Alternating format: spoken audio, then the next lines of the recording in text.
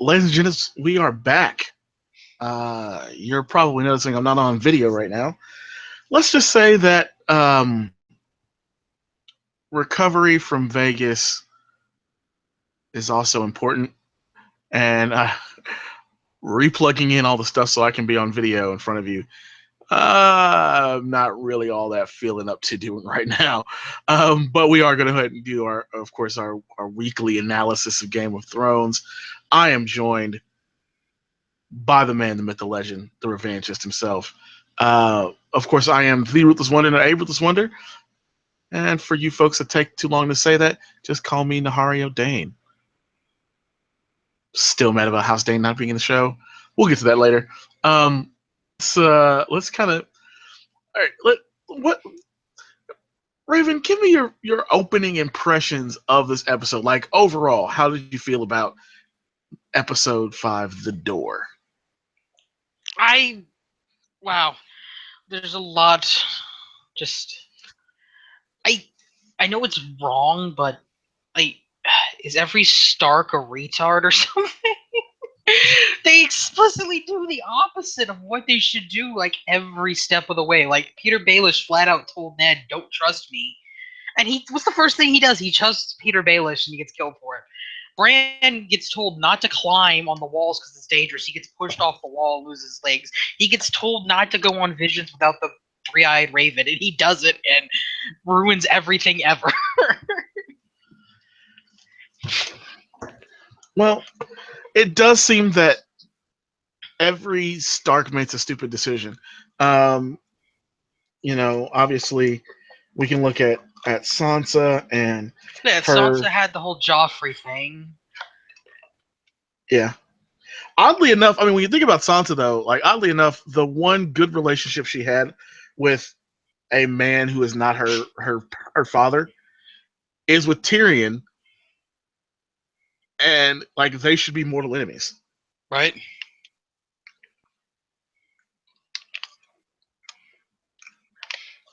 It's like, how did it take you this long to not trust Peter Baelish?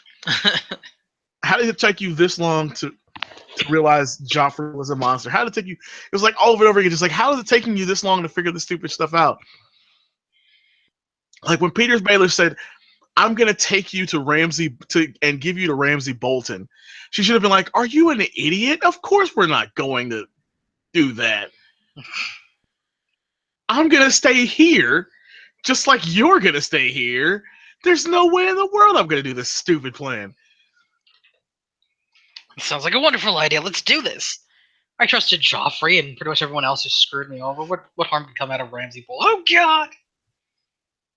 Yeah. So the only smart ones, oddly enough, seem to be Arya, who gets given concussions every 10 minutes in Bravos, and Jon. Arya, how does I want a neuroscientist to tell me how much brain damage she has after 5 straight episodes of being hit by a stick? Oh. But it's like none of them make smart decisions. None of them make truly smart decisions. Well, I Even mean, Jon, like I love Jon, Jon, but Jon doesn't make smart decisions either. You can't give him credit he should because have never Jon left does that stupid cave. stuff. Too. He should have stayed in that cave. But even beyond that, like I can't even give Jon full credit for that because Benjen tells him very early on, the very first season, I think it's the second episode. Benjen tells him like, you wouldn't take this oath at the wall if you knew what was really going on. Yeah, And it's like, more poignant in the books too. Benjen is completely against him joining the Night's Watch in the books, like even more so than it was conveyed in the TV show. Because I started reading them again, Game of Thrones. I was like, wow, I forgot how much Benjen was totally against Jon joining the Night's Watch. yeah, because Benjen knows who Jon really is, but also Benjen's also stupid because Benjen didn't go to his brother and say, "You are not going to let Jon, your quote unquote son, go join the Night's Watch. You know why he shouldn't do that. Help me stop this."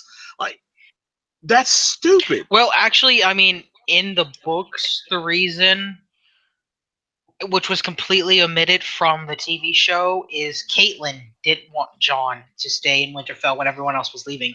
She forced Ned to send Jon to the wall. Right, but the idea of that's just it. Like, even if you've been keeping this secret for all of John's life, and fine, you've kept the secret for his entire life, it's still a bad idea to say when your wife is like, no, I want him to go to the wall, to say, yeah, you know what, I agree with you. Like, this is a bad. You know this is a bad idea. You know why this is a bad idea. Like, don't do this, Ned. Don't be an idiot. But apparently, the third words of House Stark, besides "Winter is coming," I did what I thought was right, and somebody killed me for it, is now "I'm an idiot. Please follow me," because every one of them makes a decision that brings someone else along to die. Arya, by going on the mission on her own and killing Meryn Trant, gets clearly not the kindly man, but somebody from the House of Black and White killed because they drink the poison in front of her. Bran, we'll talk about that here in a minute. Rickon got Osha killed, and Mr. Lewin, and those two stable boys, and Roderick Castle. Like, everybody in Winterfell dies because of Bran at some point. Everybody left in Winterfell dies. Not to mention, we'll get to Summer in a minute too. But okay, so Sansa gets Lady killed, gets Joffrey killed, gets oh crap, what the heck is the Sardontus killed? Gets people progressively along the way just dead, murdered. We're not going to even talk about the scores of people who get murdered because they followed Robb Stark, who may have had a point, but really should have just stopped at, we're going to defend the North. The North is seceding. Like, that should have been it. Speaking of stupid Stark decisions, everything went downhill when Robb Stark was like, I'm not going to keep my word. I'm going to marry this other girl. It's like, do you not know how politics in a medieval feudal society works? Did nobody teach you anything, Robb Stark? Yeah. Like, do you not understand that all of these kings have side chicks, man? Like, look, folks, and ladies especially, but folks in general, you're hearing me say something, side chicks, that normally pops up in my usual show, The Wrath of Ruthless. I'm simply saying here, if you look at Game of Thrones, Robert had so many bastards that Ned himself was helping kill them off to protect Cersei's children. Like, in the show and in the books, he's helping with that process, even though he's not actively out there murdering children. Like everybody has a side piece. Peter clearly is banging some of his prostitutes in his brothel, like, on top of all the other stuff he does. Every person in power, and that means every noble, seems to have their wife who has their kids, and then somebody who also they fuck on the side. Like, Ramsay Bolton is clearly, married to Sansa, is clearly still piping down Miranda until she gets tossed off the friggin' battlements. Yeah. That's just how it works. So Robb Stark saying, I love her, and wanting to pick her and marry her over the political alliance that otherwise would have gotten him killed is an idiot. It's like, if he would have just stuck with his politically arranged marriage, the Lannisters would be gone. Everything would have got so much better. The Starks have no common fucking sense.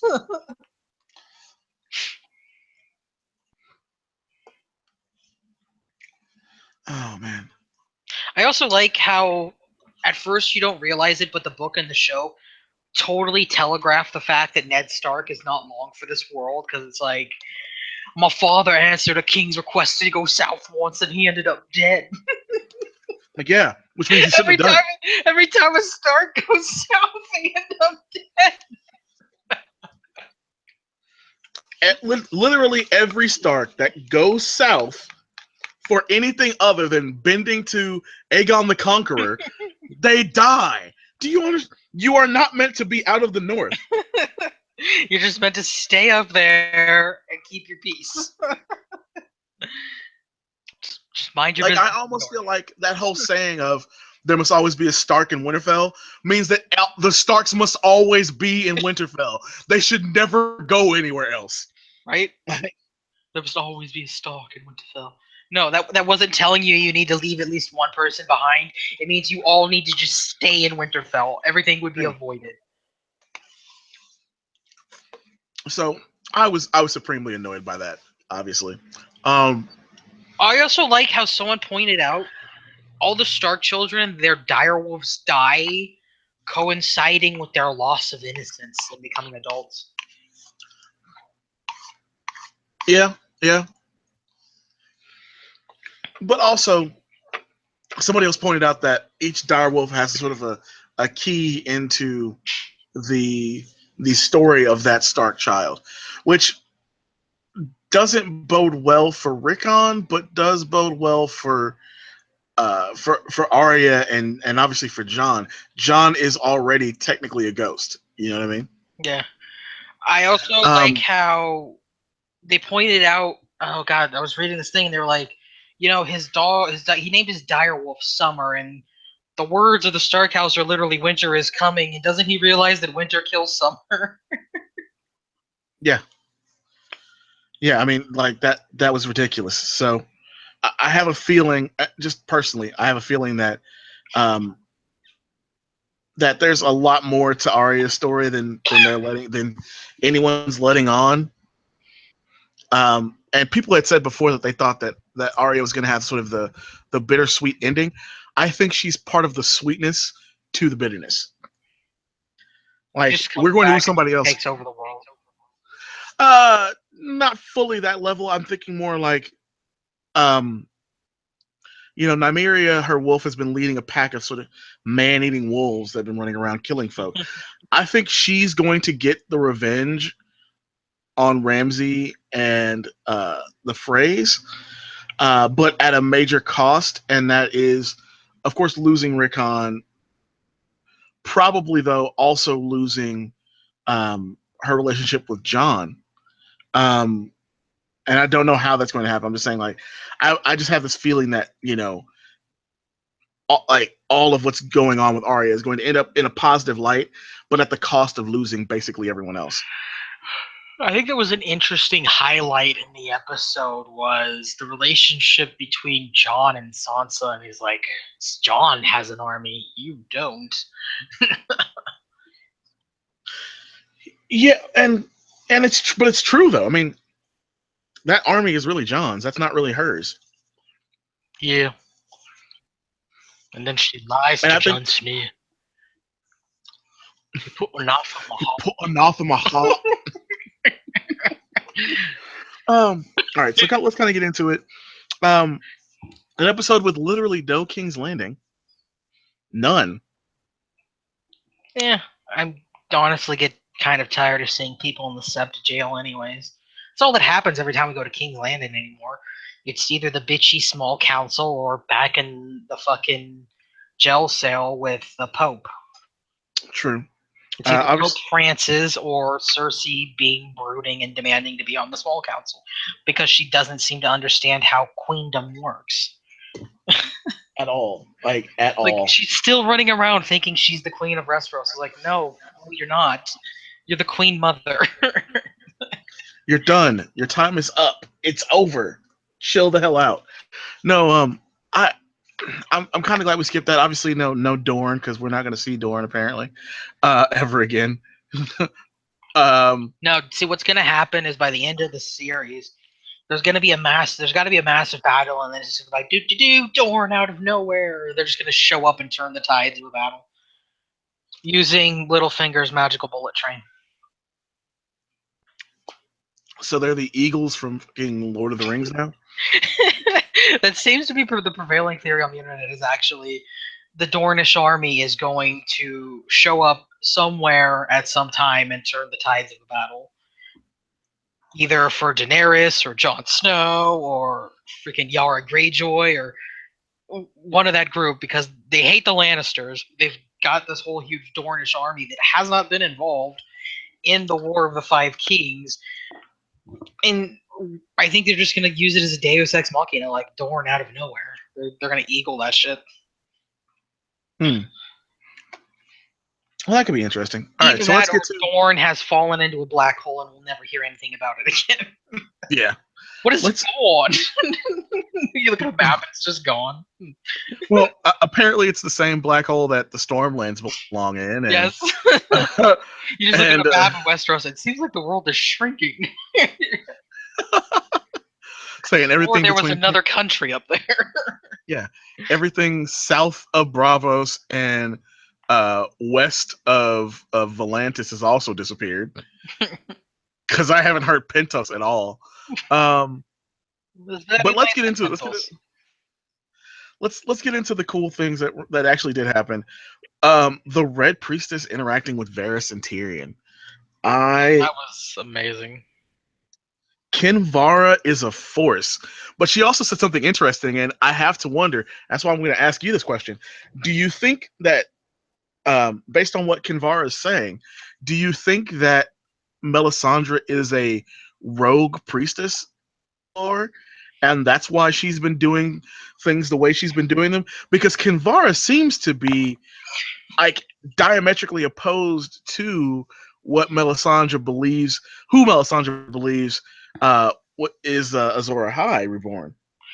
It's the entire problem with the prophecy and everything and the different regions, and it's the same problem we always have with prophecies. But Melisandre does seem kind of like out on a limb compared to what would be basically the Orthodox religion of the Red Priestesses, I guess, because from what we've seen of them in Essos, they don't seem anything like Melisandre.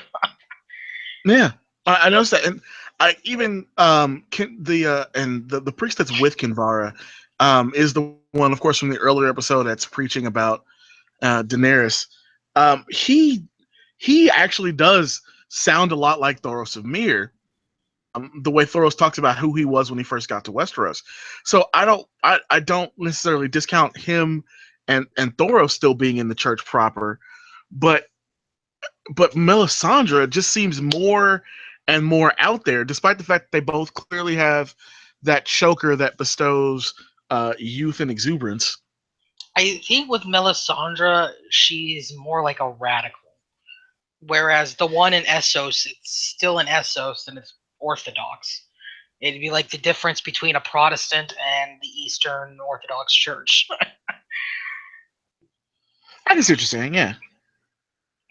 I mean, I don't necessarily think she's total ostracized. I think just she has a different right to her. But that said, the problem is she buys into the whole the prince promise and all the male stuff. But as the one person did point out, in Valerian, the nouns were gender neutral in the prophecy, so he could be a girl or a boy. Yeah. Whereas I Melisandre is specifically looking for a male. well, and that's my whole thing is like I am a believer, and I'm going to get to Preston Jacobs here in a second. I am a deep believer in the idea that um, there isn't one uh, great hero in this story, and who we think are heroes are not going to necessarily end up heroes. I certainly think John is a hero. George R. R. Martin has said before that if you're looking for a traditional hero story, Jon Snow is the one you're going to get. And he's not even a traditional hero when you think about him. Um, but Well, I mean, but I think that his Martin's comments have always kind of led me to the belief that Daenerys is not actually the good guy. She's just every single oppressive dictator who believed himself to be good at one point and just slowly kept going down this path of, frankly, I've never believed that Daenerys was the good guy, but if you look at the story arc of Jon Snow, everything about his story arc literally falls step in line with the prototypical hero's journey. Everything that's happened to him is the prototypical hero story. mhm. So, um, But look, I mean, Kinvara seems to know way too much. I know what they Was said about when you threw your penis in the fire. yeah, What? that. I mean, that bothers me. Like, what? How does she know this? Obviously, is the question. But also, it clearly shakes Varys, who's very confident and very heavily anti-religion. Shout out to my piece today about racist atheists. Um, but it seems as if either R'hllor has something to do with what happened to him, or the Red Priestess happens to know what actually was going on with what happened to him, uh, because a similar rite is done otherwise, um, which does lend itself back into that whole is magic seems to be more real than we're giving it credit for, at least on the show. Um, Well, you saw the and little bastards with their hand grenades. That wasn't natural. yeah. Well, no, I mean like what I mean is not necessarily like the children and things like that. I mean there there is of course a theory out there that a lot of the quote unquote magic is really telekinesis based effects on things. Um, Shout out to Preston Jacobs on that one too. But there's also this prevailing idea that the only actual magic in the world is the children's magic, is the dragons themselves and these blood rites, and that the rest of it is just you know hocus pocus. Uh, it's all fake. It's it's Vegas strip magic basically. Um, so I wonder about that. But Kinvara having that potential for that knowledge, just having the knowledge that that's what happened to Varys, which he doesn't talk about. Like Tyrion knows that story. Nobody else does. Uh, I think one of the important things to note about Kinvara versus Melisandre, all we know about Melisandre is that she's apparently a priestess of this whole thing in R'hllor and the Lord of Light. She's supposed to be a priestess. You don't actually know if she has any actual standing in the religion beyond being a priestess.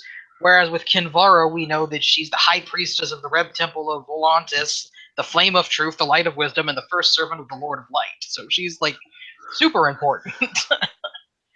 Right, but I mean at the same time you're looking at Melisandre and saying, okay, her and Thoros were sent out to major locations. I mean, Melisandre ends up going to Stannis obviously later on, but Thoros goes to convert Robert to R'hllor.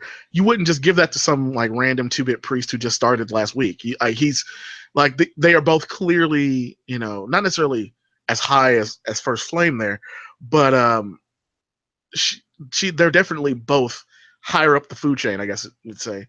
I mean, not Enough to where they can necessarily. operate so autonomously, because it's not like they're preaching R'hllor everywhere, especially not Thoros' case.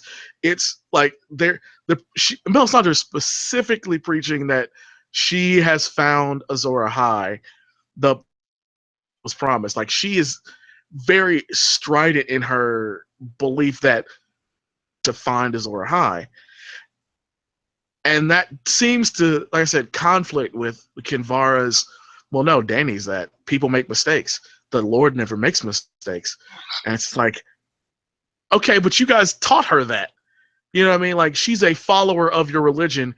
The reason she's doing this, then you sent her where you sent her, is because you taught her that that was correct. So, did somebody else teach that? Is there a difference to the religion in Ashai versus the religion when it's in Volantis? I and we're not getting any reference to what that difference could be. So that's all I'm saying on that.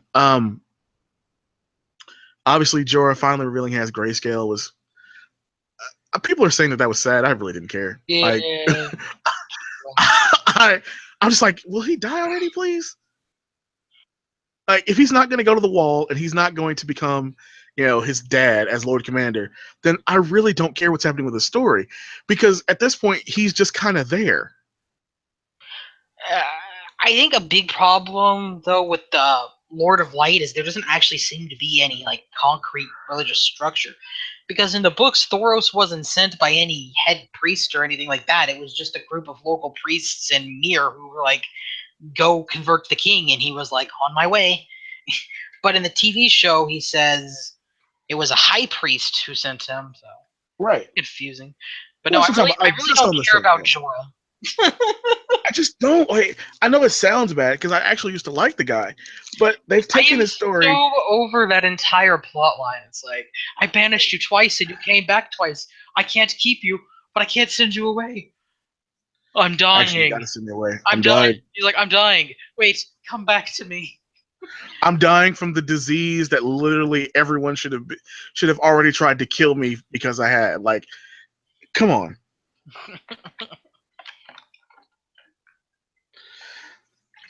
It's also this is the fastest yet slowest moving grayscale I have ever seen. Right? It produces, it goes in sprints and then it gets lazy. I don't know what's happening. I don't understand it. Like the end of last season, where he'd had it for at least a few weeks, it was still only a small speck on his wrist. This season, it has gone in what seems to be less than a week, like from that speck to his whole fucking arm. Like what? Ah, that's wonderful. I just love it. Because, like, the TV show is so terrible in actually dealing with the depiction of the passage of time. But it wasn't always this bad. Like I honestly feel like part of the reason it's this bad is because they're trying to catch up with certain plots, but also keep people in quasi suspense about the end of the season. And it's like, yeah, if you didn't rush so much, you still could have gotten everything out, and time wouldn't be so odd. Like that transitions us to our next thing. I want to talk about the situation in the Iron Islands with the I Greyjoys. want to talk about Peter Baelish's bullet train. We're getting there. Oh, we're getting there. Oh yeah, the Iron Islands. In the brief time it took them to So, drown Euron, they got all the boats and left. well, here's my thought. I don't think that the Iron Island situation in real time with everything else on the show. I think it's basically all almost other than the Theon arrival bit. I think all of it has happened basically at like light speed compared to everything else because it would take weeks for everything that's going on at the wall and everything that's going on in King's Landing and all this other stuff to happen while the stuff in the Iron Islands, if Theon's hopping the bullet train just like Peter Baelish, and that clearly seems to be what happened because he got there within a day. I tried to defend Peter Baelish that last time, but how in the hell did he get from the Vale to the north overnight? Well, He sent her a letter and then he was already there. Like, yeah, that's the thing. Like, what was it? Yara says that Theon arrives the day before the King's Moot. yeah. Okay, we know that Balon is buried. Is put to sea at least a couple of days after he's killed by Euron being tossed off the bridge.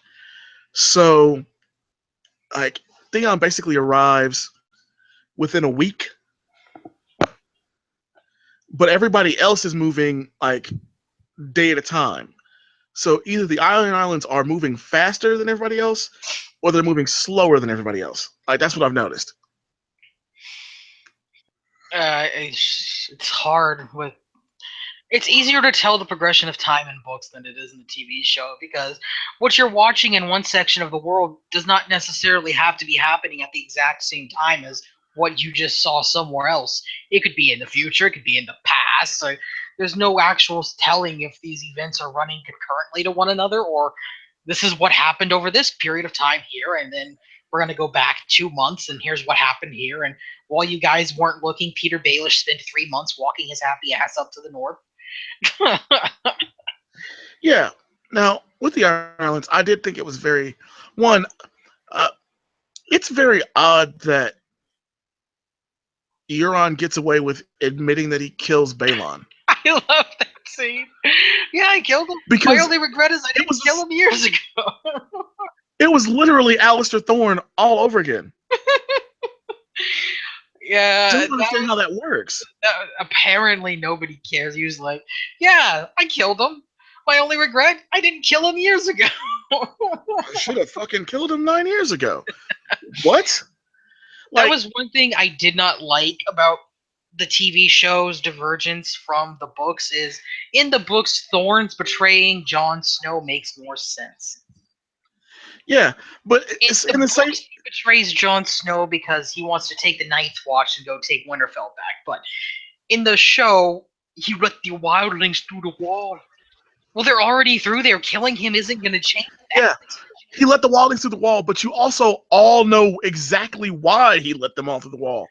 It isn't like Ed is the only other Night's Watchman that was at Hardhome. There were tons of them.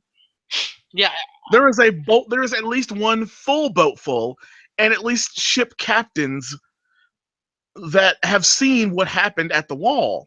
yeah. I mean, not only that, but if you were going to kill him over the wildlings, the opportune time to have done so would have been, I don't know, shortly before he opened the gate to the wildlings. Instead of, It's like, I'm yeah, gonna John wait. didn't open the gates to the Like, wildlings. You did. yeah, he should have never opened the gate if he had that big of a problem with it. Instead of just, I'm gonna wait until after Yeah. they've already gone through south of the wall, and then we're gonna get together and we're all gonna put a knife in his heart. And that's the same problem I have currently with the Euron situation. Euron comes back and says, I killed him. Well, It was me. I paid the iron price I, to become king. And it's like, like, no, the Ironborn respect the fact that kinslaying is not okay. if it was not for the fact that it was relatives, it would be a legitimate excuse within the Iron Islands. I paid the iron price. I killed the king. I'm the king now. But he just straight up murdered his brother, and he's like, "Yeah, It's I like, did it. The he only thing I'm just sorry murdered his about is I brother. didn't do it 9 years ago." You want to make him king because he And then murdered his brother? wait, they If he killed his justify. brother, there's no reason he wouldn't kill every single one of you if he's One going to kill second. his brother. They justify his insanity by immediately afterwards delivering the worst line in the history of the show. Where's my niece and nephew? I'm gonna murder them. Which I totally And didn't they all understand. follow him. They're like, "Yeah, this is fine. Let's go." The only the line is bad. The only reason I agree with the sentiment is Yara did straight up say like the first thing I do as queen is I'm going to kill the person who killed my father. I Like, mean, I can vaguely understand his sentiment. On the other hand, hers made more sense considering she just admitted to being a kinslaying murderer. But on the other yeah, hand, what doesn't make sense is one, the cheesy line, he's crowned king immediately. He's crowned king, and the first thing he does, "Where's my niece and nephew? I'm gonna murder them." I'm gonna murder them. And then they Yeah, form a lynch mob, like, "Yeah, this is okay, let's do this." the 30 of you all are gonna stop the 60 plus of them. One, but also that whole situation like bothers me because okay, so he wins the King's Moot. All right, and immediately you guys go running off to try and escape. So no one thinks to follow you. Everybody's going to the drowning No, what I ceremony. thought was interesting was not only Okay. did everybody go to the drowning ceremony, but somehow in the time it took to drown Euron, they managed to steal like every single boat in the fleet and sail away. Well, and yeah, what they say, Euron wants to build 1,000 ships, but I also love his it does seem insane like plan, like what it I'm gonna seems get like. Daenerys to marry me because my dick is amazing. And Daenerys is gonna be like, Yeah, "Look at me, I'm surrounded by dicks. I don't need you. Fire, fire." yeah. What I will say is Theon and Yara basically convincing the rest of the Iron Islanders that you need to take the ships and come with us does make some sense because there's only 30 people that agree with Euron, and they were all at the Kingsmoot. The rest of the Iron Islands would, of course, be loyal to the Greyjoys, who've been keeping them alive the last fucking Well, 30 I'm plus not years. questioning how they got the crew. I'm questioning the timely manner in which they disembarked all of these ships. Well, it seems that they sailed off immediately, and from the way they ran up to go find where Theon and Yara could be, it does seem like they weren't facing the same direction. That's the only thing I can get. Like that's the only thing I noticed that makes any sense about it. Otherwise, yeah, I agree with you. Like it's silly. Um, what else is there with that? How are they going to get the ships built? Well, apparently they're gonna cut down all the trees in the Iron Islands. Not that I saw many. What trees? Yeah, Have you I was seen just about to trees? say. I've never seen a tree in the Iron Islands like sections of episodes. Not I'm once. convinced that Euron is like Caldor Drago of fucking Game of Thrones.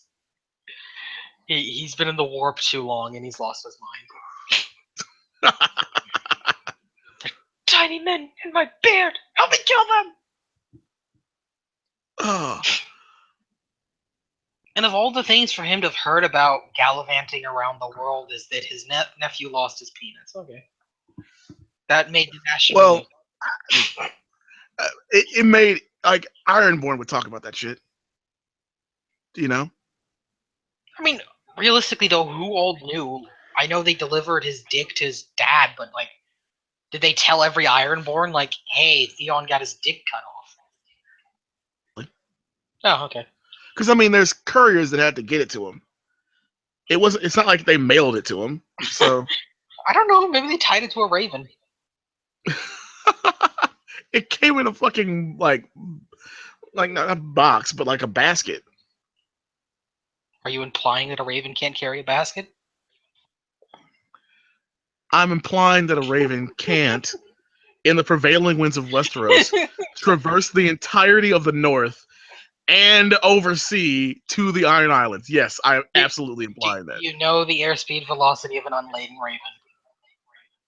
But this isn't an unladen raven. This is a laden raven. Well, it's There's important. no way. It's important. Oh, it is important to learn the airspeed velocity of an unladen We are raven to calculate the airspeed velocity of a laden raven. yes, This but is when how you add in this the is amount of how you weight of end the up. basket, This is how you end up with lemons in Dorne, ravens. this is how you end up with lemon trees and bravos. Is that how that works? Yeah. You see, what happens is a raven picks up a lemon from Dorne and flies it to Bravos. Oh, folks, if you don't get that joke, read the Song of Ice and Fire series and watch some Preston Jacobs. So let's get to. Well, let's go to Peter Baelish because that's fucking ridiculous. I like how the letter from him arrives at the exact same time he does. Yeah. Okay. So okay. I don't necessarily know if I agree with the conspiracy theory that he wrote the letter that's supposedly from Ramsay, but it would make sense if the Vale stuff happened far earlier than we thought, and he was already headed to the north to do the next part of his plan. The problem with that is, you mean to tell me that Peter Baelish convinced the Vale to march the Knights of the Vale into Moat Cailin and send two ravens on separate days to arrive at separate times to Sansa and Jon at the wall, one of which was telling Sansa to meet him in Moletown, which is at least 4 days ride from Castle Black, which means it is weeks ride from fucking the Moat Cailin. And in all of that, she still felt the need to meet him. Because that means she must, like, he sat there and waited in that brothel. That means she waited, like, she sent a raven back to him, apparently, to let him know that she would meet him there. And nobody noticed. Yeah. Like, Peter Baelish has to be teleporting for this to work.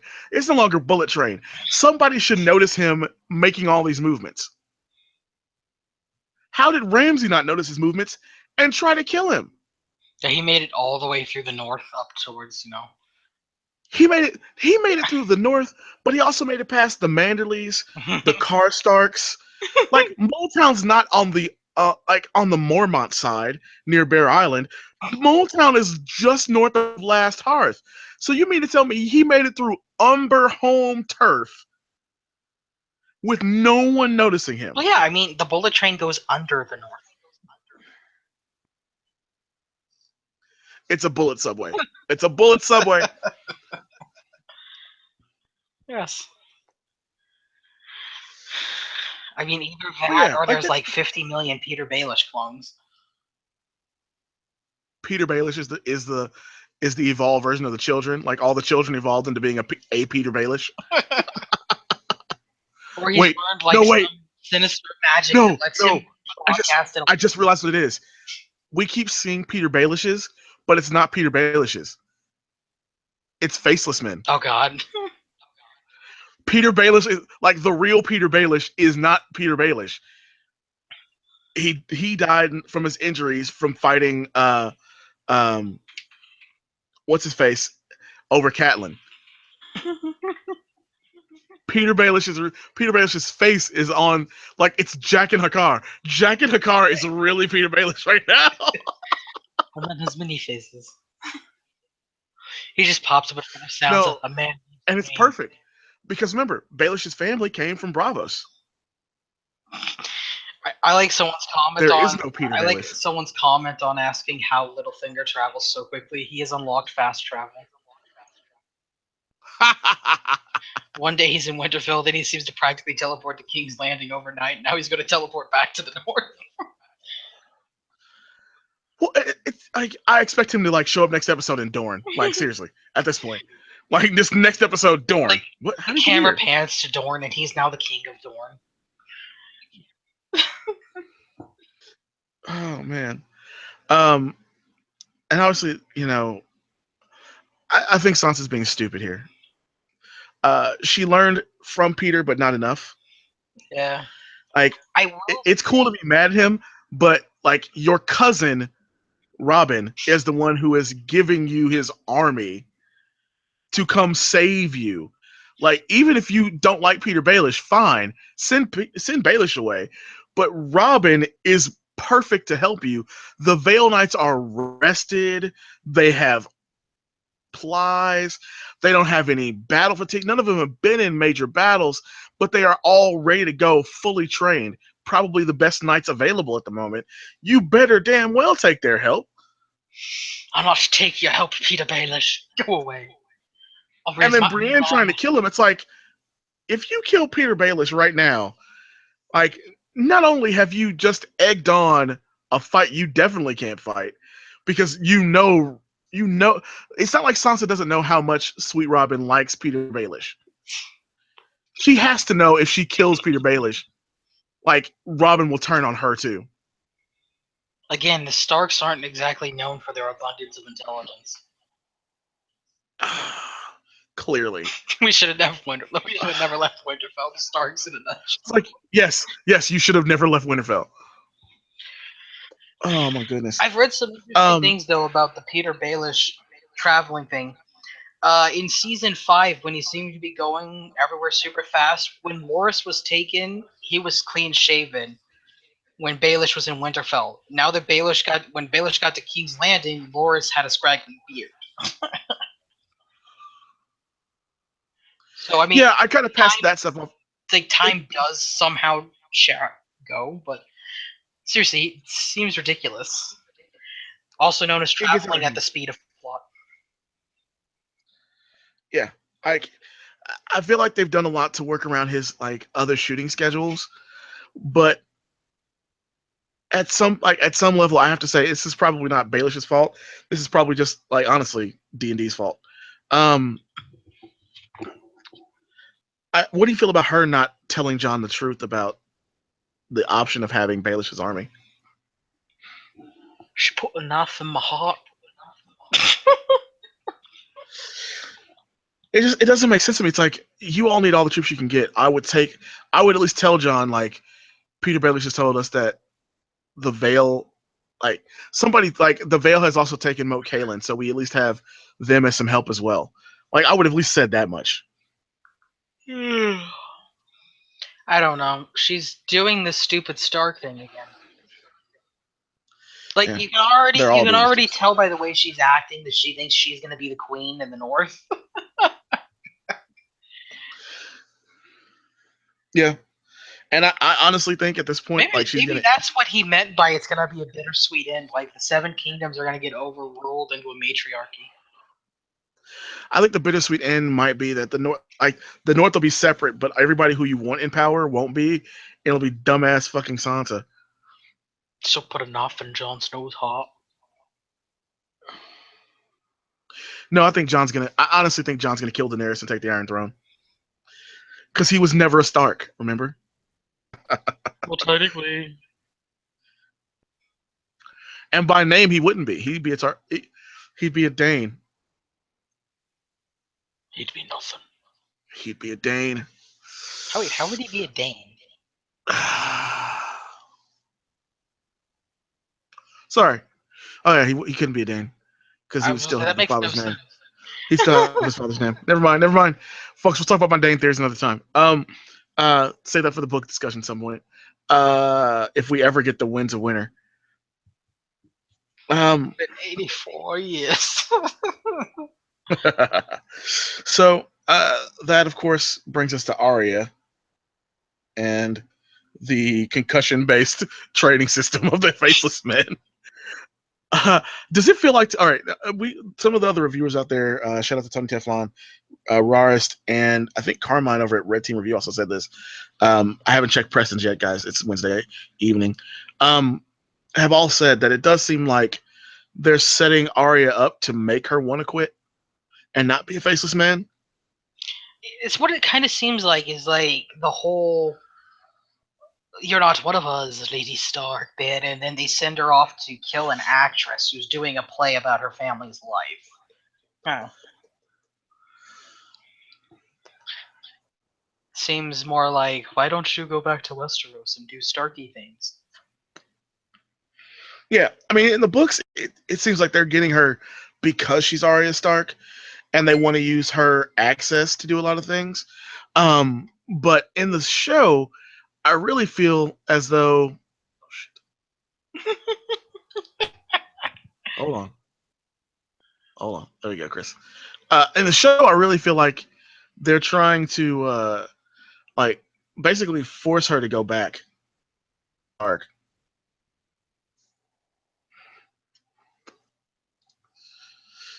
Possibly.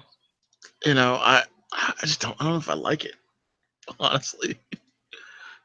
You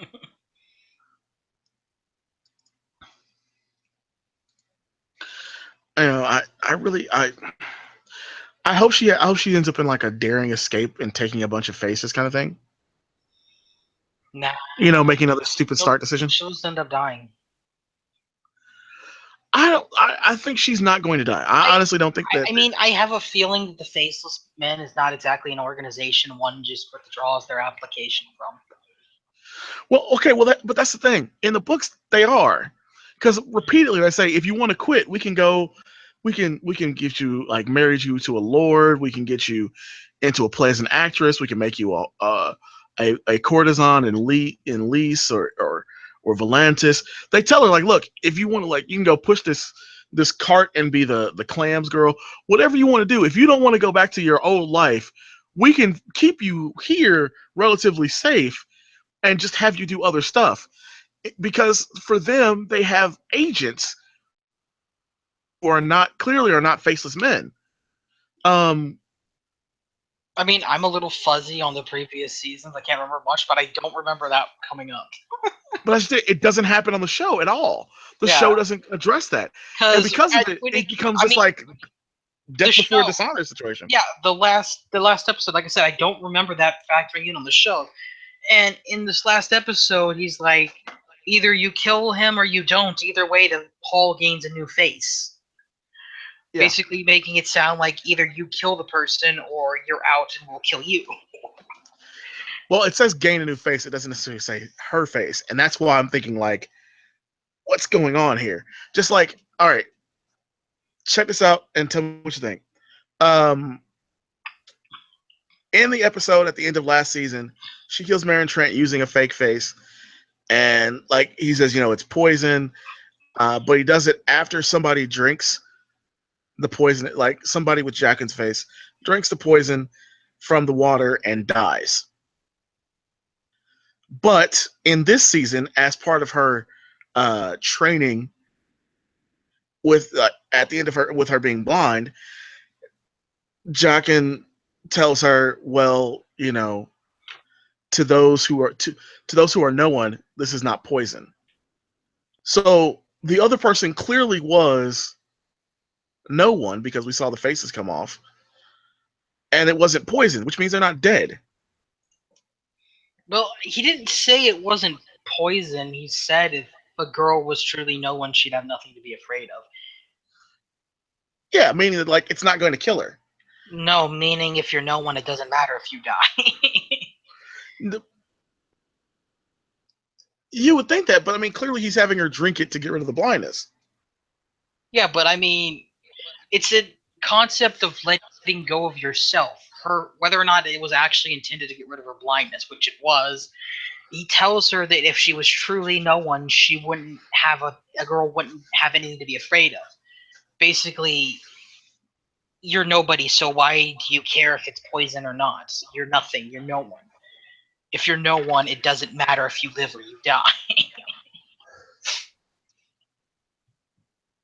Yeah, I can dig that, I guess. I took it I just more as doesn't. a detachment from self. Like, if you were truly no one, you wouldn't care if this was poison or not because you are nobody. You have no sense of self.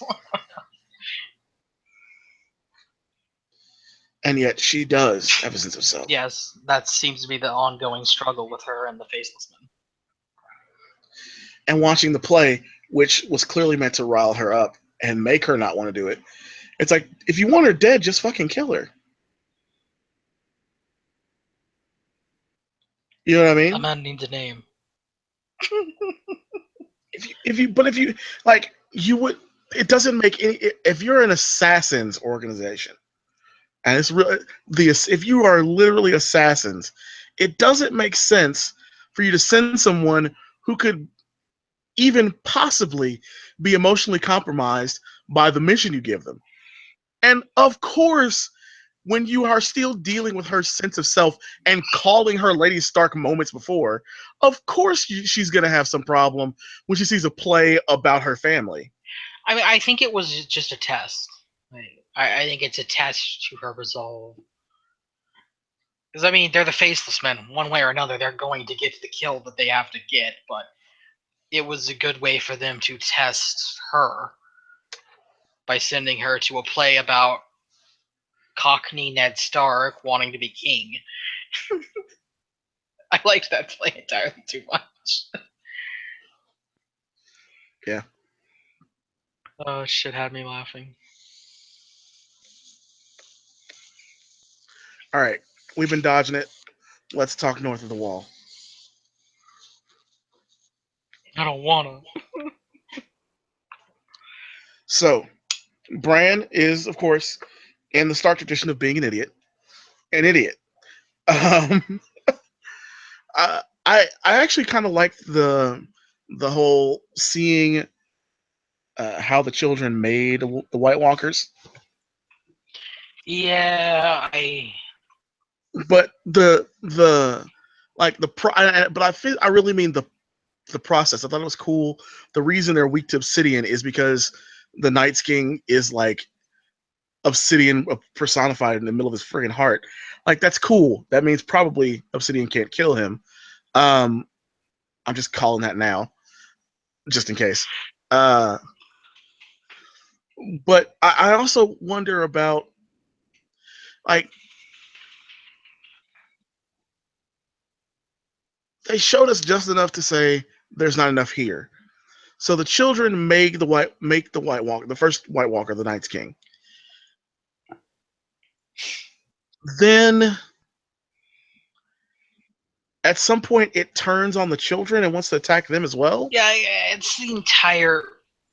I like that it turned out that the Children of Men created the White Walkers, but it all seemed so very like a very Um, permanent solution to a temporary problem. Especially since the White Walkers were just like, and now everything dies. yeah, like why did you make something that you apparently knew you couldn't control? And then there's like obviously the show the magic of the children is like you have turned acorns into hand grenades. What?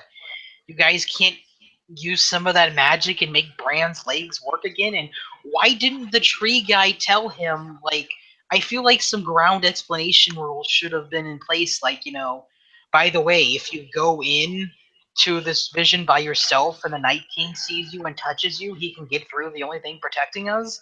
Like, why was that never mentioned? Yeah. But yeah, like you have all this again. It goes back to you have all this magic, and yet you didn't fix his legs.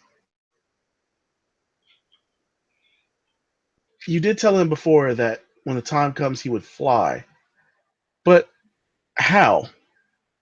Because you haven't taught him how to warg into other animals. All he knows how to warg into is Hodor, which because Maybe apparently, that's just like some wordplay to mean that eventually someone's gonna throw him off the wall. the he, only thing I can shows, hope for he is shows up at the wall looking for Jon Snow, and it's like, oh god, it's another Stark, and they just throw him off the wall. Got too many of these laying around. yeah, it's just it doesn't make sense to me. His situation doesn't make sense to me. Again, the big thing I don't understand is why, if this was always a possibility of something that would happen, did the three-eyed Raven not consider in his infinite wisdom To to tell him that. tell him, like, the ground rules and the dangers of doing this, besides don't do the thing because I told you not to do the thing, and then going and taking a bird nap. And then he's Yeah, like, it's time for you to become me. And what's he do? He takes him to the courtyard with Willis, and it's like, he doesn't do anything meaningful with him. He just turns Hodor into Hodor. Instead of using that last precious time he had with him to do anything meaningful or fulfilling, he shows like him his dad going to the Vale. here's how to get your legs working. Here's how you can get in and out of this without me being around to guide you and pull you in and out. Um, here's what you're gonna do to Hodor, because if I let you go now, right this second, Hodor can actually live, and so would Summer and everybody else. But I'm not gonna do that because I'm a dick. It's like, Um, we're going to sit here and let you stare at your child dad as he's about to go to the Vale. And then we're going to give Hodor over here a massive seizure. well, yeah, because all right, and folks, you can comment on this. I have no problem with you guys talking about it, but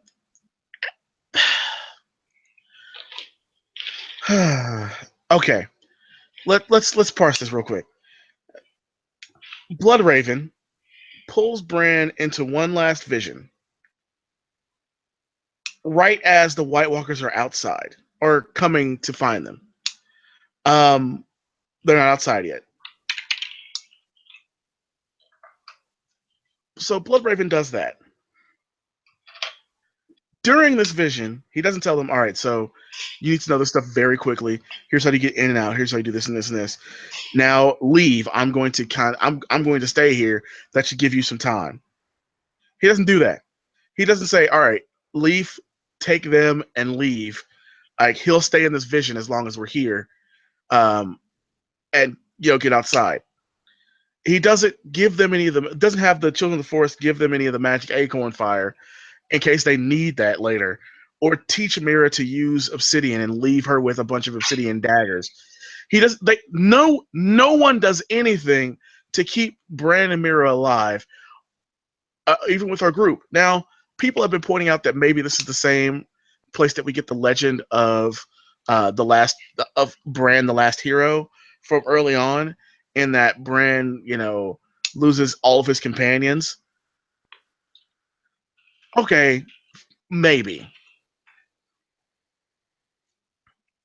Maybe. But to allow for that means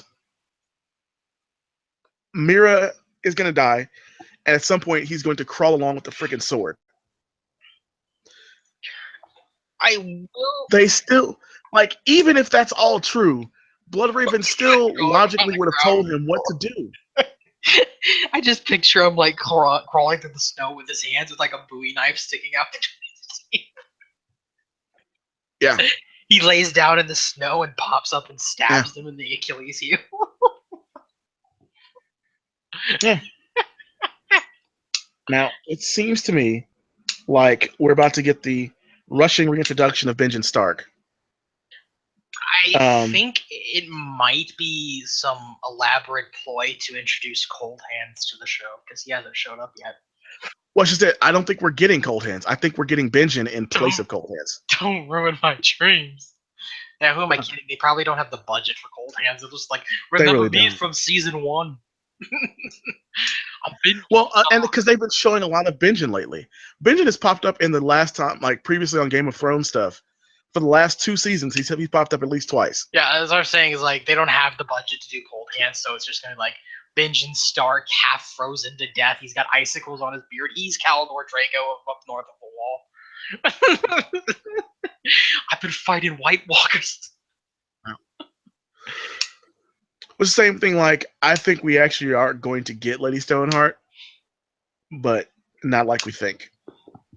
So I think what was interesting is people misinterpreted what happened in the episode with Hodor and Hold the Door. And a lot of people were saying, oh, it proves the three-eyed raven wrong when he said that you can't change the past and the ink is dry. And actually, it no, doesn't. it proves the exact opposite. It proves that the ink is Yeah, dry. yeah, it's what I tried to explain in this comment on this thing after I read it. It's like, no, the problem with the time travel thing is the only reason Hodor happened is because Bran was simultaneously warped into future Hodor while being in the presence of past Hodor. The reason past Hodor went all seizure is because future Hodor heard Mira screaming and Bran acted as a conduit for that past Hodor. The way time was impacted in Game of Thrones, it's a temporal paradox. The event with Hodor was written in stone. If Hodor was never Hodor, Bran would have never Hodored Hodor. So by the sheer virtue that Hodor was Hodor, Bran must have always Hodored Hodor. It's set in stone. Otherwise, Hodor would not be Hodor, and Bran would never have Hodored Hodor to begin with. It's a causal loop. There's no escaping it. It's set in stone. For anything to have progressed the exact same way as it did in that timeline, Bran must have always turned Hodor into Hodor. Which means that yes, it's set in stone. Yeah. Incidentally, it's And like the crappiest way to handle time travel because again, it's a paradox. It's not supposed to be a thing. Good old temporal paradoxes. well, and that's the thing that gets me at the end with what's going on with the episode. It's like, all right, so that happened. So that also means that Bran always tried to talk to his father in the past. That means that also means that Bran, when in these visions, a conduit for others. Like What it means that, was what was interesting to me is that someone brought up is the possibility that the Mad King was not actually mad. but it's Bran talking to him. Yeah, Bran freaking did his little vision into the past, and the Mad King heard Bran talking, and that drove him crazy because the Mad King was always said to have heard whispers. yeah. And someone theorized that Bran tried to go back and stop what had happened, but is ultimately the catalyst that caused it to happen. I could buy that. I could. I'm not certain I will, but I could buy that. I mean, Um, it did kind of open the door for that reasoning by the whole causal loop of Hodor, because that means that any other instance in which he went back in time and possibly talked to somebody could be explained as, it's always what has to happen. yeah. It also shows the children are not really big fans of man. they're just they're just like, damn, we fucked up for everybody. Well, I mean, that video you showed me brought up a good point in that they made a piece and they were supposed to have this and this such and such land, but you can clearly tell by the layout of the North that, at some point we pretty much reneged on that agreement because Deepwood Mott exists. Well, and that's the thing. Okay, so before I was really a big believer in that was likely the situation, but given what we know from the show, and obviously this particular thing with the children has to be George R. R. Martin approved because otherwise it wouldn't be so specific in the way it was done. I'm wondering if the children didn't go, man, we had this, and the humans started reneging on their deal, for us to stop this war. We're gonna get something that will stop these humans. And I'm wondering if the White Walkers didn't just get created after humanity and the children had made their agreement. Because if you look at what we're at the environment where they create the first White Walker, um, the environment, it's still, I mean, it's spring summer kind of weather. The tree's beautiful. There's green everywhere. It's blooming. Like it looks like, I would say like the Riverlands, slash like the most southern parts of the north, as far as its climate, at the time of creation. So I'm wondering if, like, yeah, we had this pack, everybody agreed, and then like the men of the time maybe took deep with Mott, or something, or the children, this group of children was like, we're gonna get these motherfuckers back, and they don't even know it, and they sneakily created the White Walkers because it doesn't make sense otherwise. Why would you then? Why would you then come to an accord that men violate as you try and defeat the White Walkers? Like, why would you make the White Walkers if everything was going fine with the accord? I mean, looking at the time, like I said, I think it happened after Min had broken the agreement because the signing of the pact happened well before the Long Night did. Right.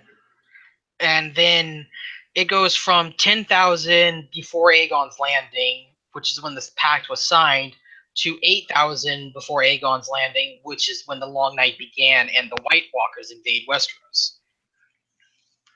Yeah. So I think that basically the first men started, they reneged on their agreement and started killing and taking land back, and then the Children of the Forest create the White Walkers, and it's like, oops, we screwed up, and the White Walkers start attacking everyone. Because you have the War for the Dawn, which the children and the First Men united to defeat the Walkers and threw them back into the North. yeah, it's so odd. I mean, and obviously at some point in there, after the creation of the White Walkers, the children sort of flee. And then because, the Andals invaded in, 6,000. Yeah. Well, I say that the children had to flee because at some point, the last hero goes searching for the children to get some help defeating the White Walkers, and so it makes sense that maybe the children flee to somewhere where they can get, to some relative safety, and they aren't being attacked, which of course ends up with how we get Bloodraven where he is. Yeah. It's going to be sad to see Hodor's actor gone. I hope though that instead of like having him gone, Someone they actually make him a white, that they make him a zombie. Someone actually proposed the theory that since we haven't seen Cold Hands yet, Hodor might come back as Cold Hands. Oh, wouldn't that be slick? Right? So now Bran has to deal with the consequences of seeing what he did to Hodor, that he was always meant to do to Hodor. Oh man, oh that'd be horrible. So let's do a couple of the next time ons, and then we'll get on out of here because it's clearly been quite a while. Folks, of course, you can always check this later on Weekend Life that you're seeing right now. Feature content this month is still Revantis Gaming. Feel free to check out our movie reviews and all that jazz. Site's still being built. There's a lot of still construction going on. But, of course, under Ruthless Radio, you can hear our usual stories. And, of course, between live streaming and our stream live streamscape stuff, you can hear more of these reviews and previous episodes and whatnot. There seems to be quite a lot going on next episode. Obviously, Sam getting back home with his family. I'm wondering how that's going to go. She's like, you didn't tell them I was a wildling? I'm like, would tell their family you're a wildling, number one. Why are you proud of that, number two? Like, Oh, 1 second. I do want to bring something up from our earlier discussion that I just remembered with the Go for it. last hero and the children of the forest. That actually happened before the battle for the dawn. That's when they find. That's the last hero is the one who goes and finds the children of the forest and convinces them to work together with the first men, and then they make the Night's Watch and they fight back the White Walkers. Right, that's what I'm saying. Like that, Yeah. like the idea So that basically, the at some White point the children Walkers. had to flee, Yeah, the White Walkers kick their asses. but didn't kill them. Didn't kill them entirely, but pretty much decimated them. Yeah. So I'm interested to see how that goes and continues. But yes, It should be very that was my nice. favorite thing from on the next time was you didn't tell them I was a wildling. I'm kind of interested in what's going to happen with Sam now that Jon Snow is not the Lord Commander, because it's like, dude, when you go back to the wall, it's not like you're going to be able to keep your wildling wife and baby. Jon Snow's not. Well, but I don't think he's going back to the wall. I'm never going back. I'm just not. No, because I mean, let's really have this. Let's really have this honest conversation real quick. In the situation we're in right now with the show, there is no reason at all to send Sam and Gilly and this baby that has been 3 months old for the last 4.5 years um, uh, back to the north, uh, unless they're going to die along the way there. Because at this point, not only have they sailed all the way to Old Town, basically, um, but you also have the problem of, okay, what are they going to do there? Because even in the books, John's dead. When he comes back, I'm gonna just say they're probably gonna go with the same thing we saw on the show. Everybody who stabbed him is gonna get murked. Like that's how this works. Yeah. You're gonna hang or you're gonna get your heads chopped off. One of the two. And I feel like the only reason they didn't get their heads chopped off in the show is because Kit Harington could not bring himself to chop off Ollie's head, and they couldn't make enough busts of everyone's faces in time. Um, like that's the only reason they didn't get their heads chopped off, because there's no way a northerner is going to be like, yeah, let me hang these guys. Fuck hanging. I'm chopping his head off and feeding it to the werewood. Like that's what's going to happen there. You put a knife in my heart. This is gonna be what he says in the book as he chops his head off. It's not gonna be like this dramatic, sad, brooding moment. It's gonna be he put a knife in my heart, lob his head off. There goes Ollie. But that's the situation I see right now. I just based on that, just kind of feel like on the show. So Sam going back up there serves no purpose, just like it would serve no purpose on the show. And there will be no, and I'm going to say this right now, there will be no shots of the wall until the White Walkers are barreling at that thing, about to take it down. Because otherwise, what are you going to show? Ed learning to be like Lord Commander? Ed already knows how to be Lord Commander. He's been commanding everybody that is alive, because everybody alive is the ones that didn't want to kill John. Yeah. So he's fine. And so I don't expect that to happen. Sam being in Old Town, and maybe the Sand Snakes go to war in Old Town. Maybe Euron gets his wood from literally and figuratively gets his wood from going after the Reach, since we know that the Tyrell army is in King's Landing. It's not anywhere near the Reach at the moment. And they need tons of wood, but I can't see why they would skip over the Westerlands. There's another place that's just disappeared. Casterly Rock apparently no longer exists, because we hear all of Dick about it. It's just like ... We're never going home, sister. No, they'll judge us too much for fucking each other. Let's just stay here. In reality, what happened is like you just see a banker from the Iron Bank, and he's just like wrapping a giant padlock around Casterly Rock.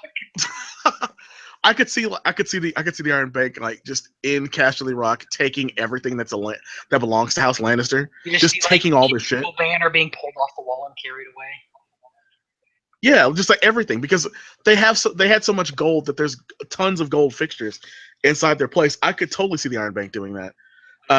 So I just, Sam doesn't have a point in going back north. I think it would be cool if Sam and Gilly went to meet Daenerys and he became the Maester for Daenerys I because she's still gonna need just think one. it's hilarious that Euron's like, my dick is amazing, she'll marry me. Because it is like it's absolutely hilarious.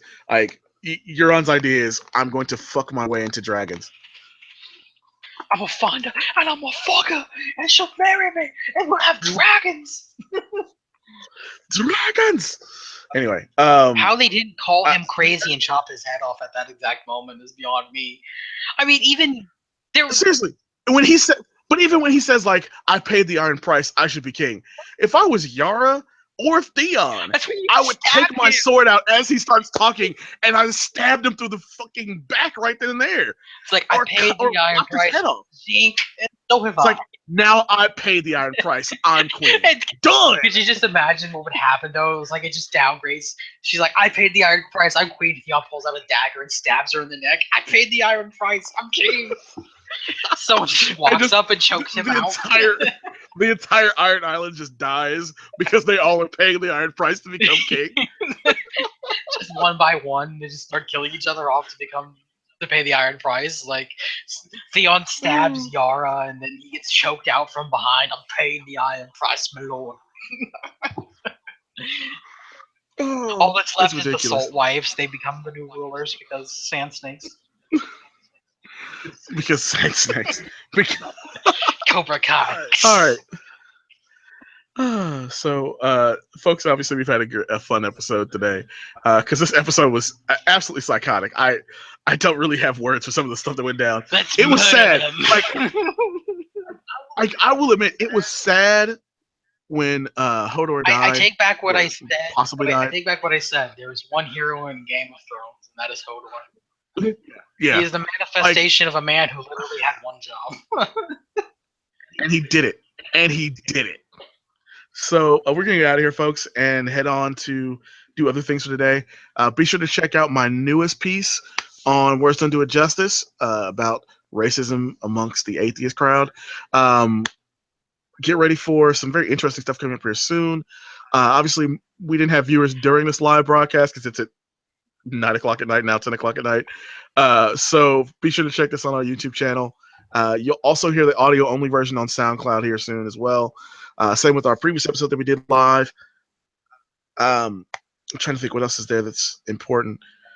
Be sure to check out weekendlife.com. As you can see on the screen there, WKNDlife.com. Sister site, of course, Words Don't Do It Justice, aka Weekends Don't Do It Justice over there. We'll be back next week. We're going to try and there's a couple folks that have asked a couple questions about what we think about some theories. So we're going to try and do a little theory digression sometime possibly next week. After that episode is recorded, maybe later this week. It's going to be Thursday tomorrow. We might try and do that Friday before Ranches gets out of town. Or we'll do it, like I said, next week when he's finally in California. And look out for, of course, more things from his gaming channel once he's back to his rig and all that jazz. For everybody here at 314 Publishing, and of course, for all of our friends and listeners that didn't make it out tonight, we want to say thank you guys for listening. Check us out next time. I am Nahari O'Dane. He is the Revanchist. We are talking Game of Thrones. Bye-bye.